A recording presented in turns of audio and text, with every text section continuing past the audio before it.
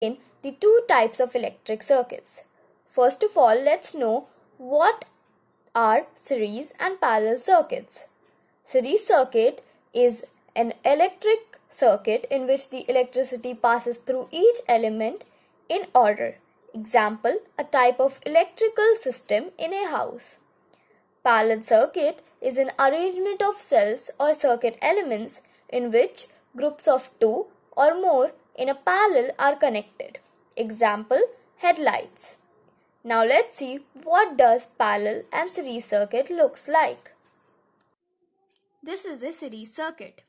Here I have attached a battery along with a switch through which I can disconnect the current whenever I want. Here I have attached two LED bulbs in series. Let us see whether it works or not. Yes, it does. This is a parallel circuit. Here I have attached a battery along with a switch through which we can disconnect or connect the circuit. Here I have two LED bulbs attached in parallel. Now let us see whether it works or not. This too works.